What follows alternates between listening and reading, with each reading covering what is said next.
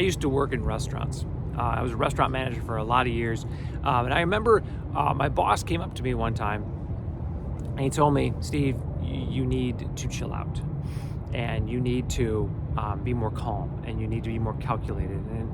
And the backstory of that is that when the restaurant would get busy or things would be crashing all down around us and it would just be too busy and food was coming late and servers were hectic and just the restaurant environment can get very, very hectic, very, very crazy, very, very fast.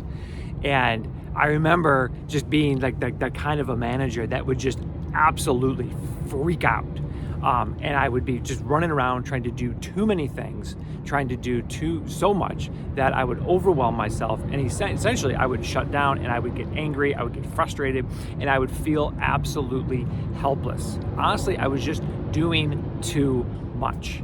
And I'm sure you probably have those moments too, where you feel like life is just too much. You're being asked of too much. Your kids are asking you too many things. Your spouse is asking you too many things.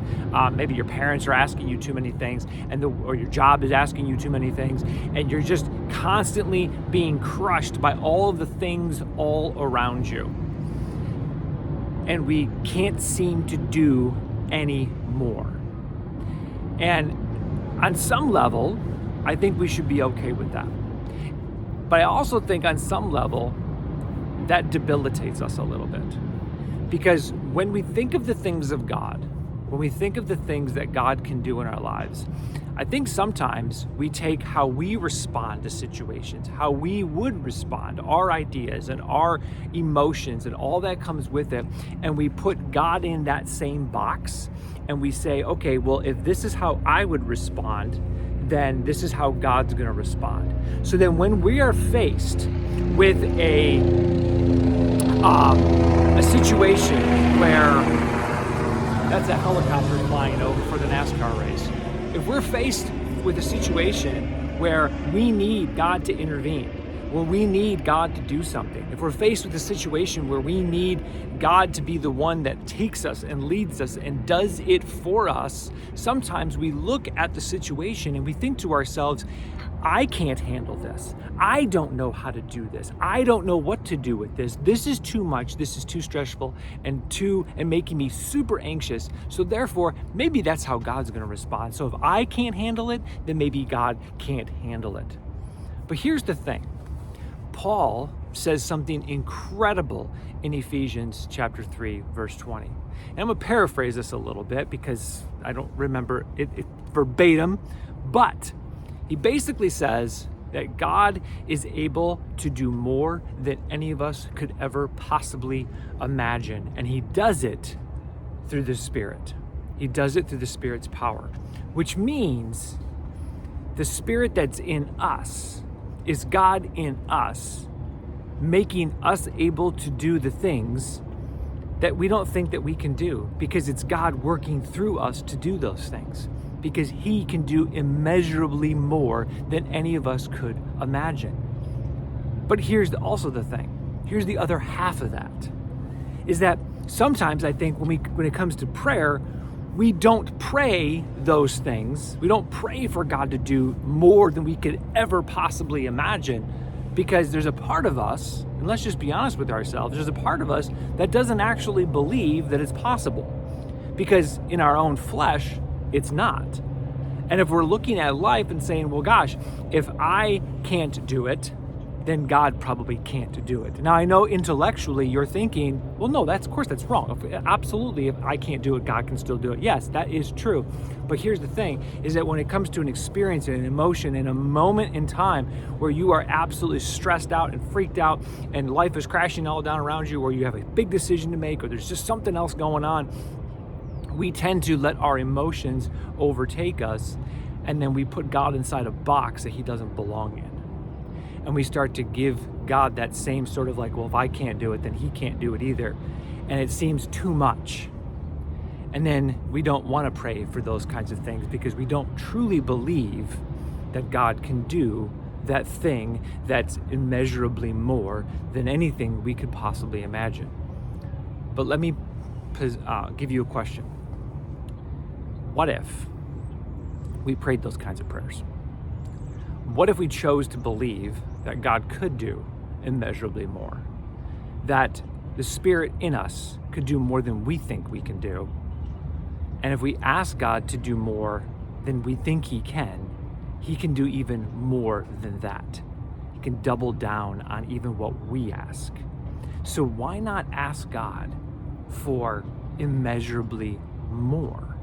Why not say to Him, hey, I see this thing in my life that I need to change. I see this thing that I want to accomplish. I see this thing that will impact the kingdom. I see this thing that I think will be amazing and I feel like you have for my life. And go for it. Why not pray the dangerous prayers? I remember back when I was thinking of leaving the school I was teaching at and getting a new job. We didn't know where that was going to take us or what it was going to do, but we felt like God was calling us someplace else. We just sort of had this inkling and some frustrations and some things that were going on that we were just like, maybe it's time to move on. So we did the thing that freaked us out. And I remember doing it and physically trembling because it was so scary to do. We took a big piece of paper, a big roll of paper, and we stuck it on our dining room wall. And we wrote the words, "Speak, your servant is listening." And we committed for a long time. It was a couple of months of just listening and being willing to do anything that He calls us to. We didn't know where that was going to take us or what that was going to mean. We didn't know if that was going to be teaching, if that was going to be something else. If that meant we'd have to move, if that just meant we would stay put. We just didn't know. And that actually led us to go all the way out to California to take a job out there and experience something that we never thought we would ever get to experience, and to be used in a way that we never thought we'd get to use it. I learned a ton of things. It was a hard experience. It was different.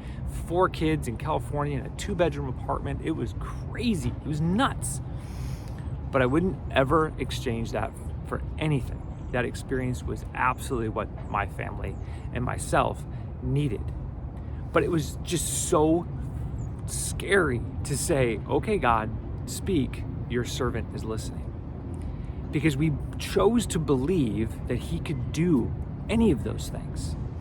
And even in the midst of not knowing if it was going to happen and not knowing what that was going to look like and not knowing if I was just going to have to go back to the job I was at and what that was going to mean. If we got out there, was I even going to like it? And it just so many questions that we had to just let Him lead.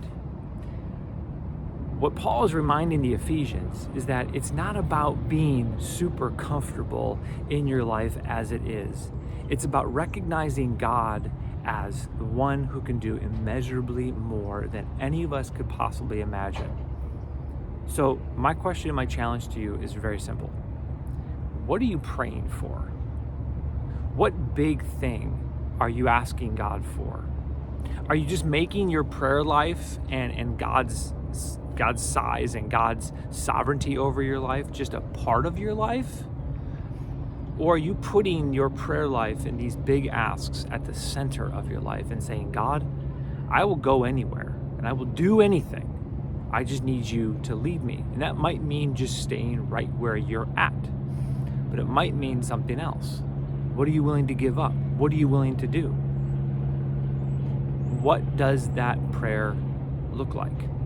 So I want you to ask yourself, what is that big prayer? What's that one prayer, that one thing that you could ask God that you're a little bit freaked out to do, a little bit freaked out to ask, that almost just scares the living daylights out of you so you just don't speak it? Because here's what I believe, that when we speak those God-sized prayers, it makes them a reality for us. It tells our minds, when we say it, when it comes out of our mouths, we make the words, our ears start to hear it, and it becomes a reality for us to actually engage in rather than ignore. So don't just think them, speak them. Talk to your spouse about them. Pray with your spouse. Pray with your kids with those things. Involve everybody, because it'll make those things a reality, and then you get to see what God is actually up to in your life. And I guarantee you, it's immeasurably more than you could ever imagine, and you get to see God's Spirit working in your life.